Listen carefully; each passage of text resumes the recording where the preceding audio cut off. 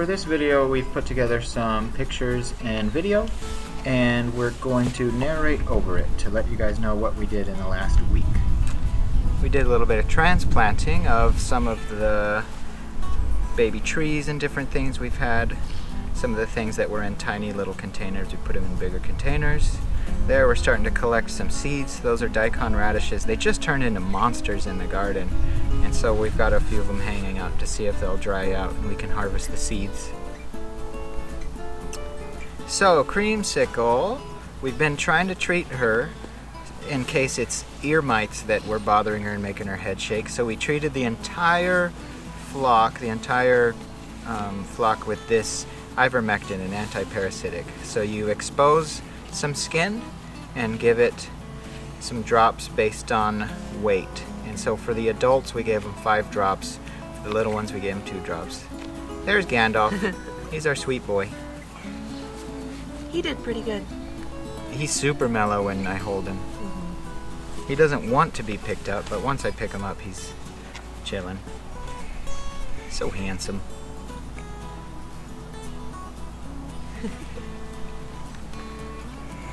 He's got a big beard.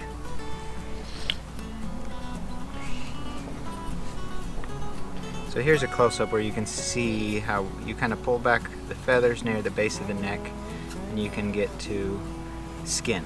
And so this medicine can get absorbed through the skin.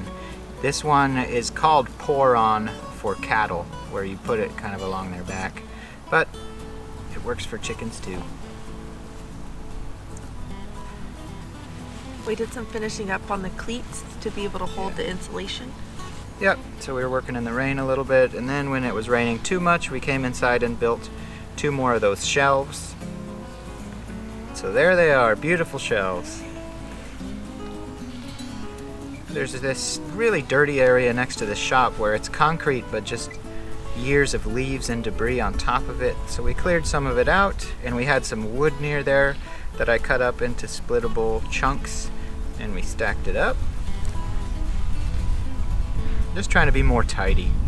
We covered it from the rain. There's James was practicing his letters, and he got the J-A-M, and then... What's that? That's a G. Backwards, upside down. Get an eraser. An E. Just like that. Can you get an eraser?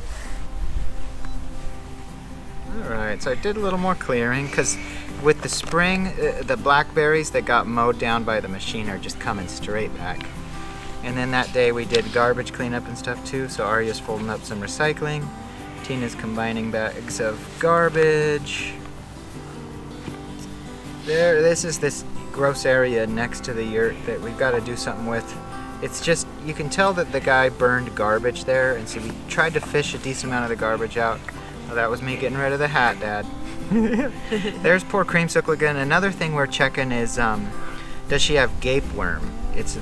That would be worms in the trachea, and we didn't see any sign of it because we got our hopes up. We thought she was getting better, and we know we've killed her mites, but her head is still shaking. We thought she was stopping, but she still is.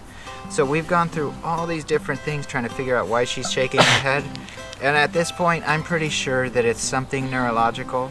I talked to my friend David, who's a doctor, and he said it's not impossible that animals develop a brain tumor that can cause something like this. So yeah, we'll give her another month or so, and then by the time we've got roosters from the chicks we hatched that we need to turn into meat, if Creamsicle's still shaking her head, she might go that way too. Another thing we did a day or 2 ago was paint these hardy plank boards.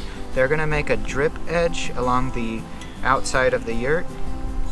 Basically where the fabric outside wall of the yurt ends at the bottom, this drip edge will be there. And so we got that ready. We dug a hole for a little while. This might be a future project where we're gonna do kind of a natural septic system, but that was just digging a hole for fun with the kids mostly. There, Arya doing more painting. Arya really enjoyed doing painting. It was the kind of project that she felt equipped to be able to really kind of do it on her own. So she did a lot of the painting herself, and that was great. As she gets older, there'll be more and more things that she can do herself, and she felt really good about doing this, so that was great. Then we split a bunch of the wood. Well, I split a bunch of the wood, and Tina and the kids helped stack it. Splitting wood is a workout. We more stood by and watched. Yeah. That was a really sunny, warm day too, so I've been getting more sun, trying to get a spring, summer tan. Vitamin D. I don't know what axe that is. That's my splitting axe, bud. The wooden one? The wooden handle? No. The plastic handle? Yep. Stay quiet, bud. In the middle.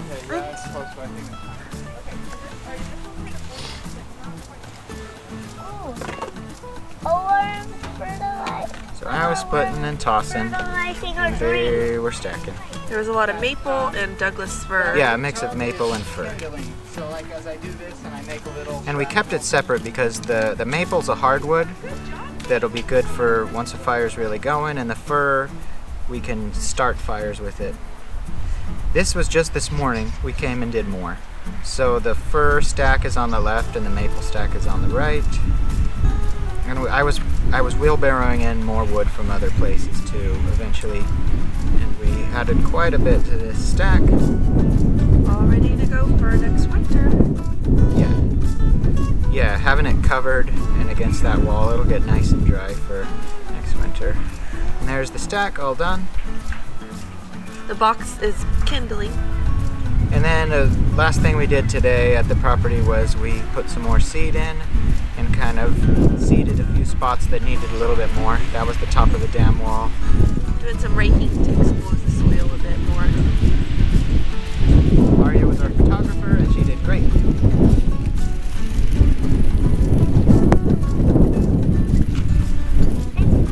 Tina spreading seeds with her big belly spreader. Ah. After you take out the trash. So that's what we've been doing for the last week or so. We've just been doing a lot of different stuff, and we're really in anticipation of the next big phase of yurt work. Tina's brother Gare is coming back in a few days, and he's bringing our nephew Steven, our nephew Jacob, and I think Tyler's coming too. Yeah. And we're gonna get a bunch of work done, and while they're here, I fully expect that we'll have a yurt standing up, and that's huge because then we're going to make moves to be moved in. We gave notice on our rental place here, and we need to be moved out of here in about 3 weeks or so. I haven't watched the calendar. So we can start moving stuff over. But it'll be great. Once the yurt is up, we'll have the yurt and the shop, and we'll kind of be half camping, half living normally, and we'll get the normal amenities like a full kitchen and stuff going over time once we're in the yurt. But we're so excited to live out there. I just have this really strong feeling of like we're just getting started. Like moving out there is almost like the start of actually doing this whole homestead adventure. So I just can't wait. Yeah, I think you're right about that. You've been doing a lot of preparation. Yeah, we've done a lot of work, and there's a lot of stuff we've been holding off, like getting a dog, getting animals like goats. Like we're going to be able to do so much cool stuff once we live out there. So, you guys ready? Yeah. All right. All right. Next update is probably going to be yurt stuff. See you then. Yeah.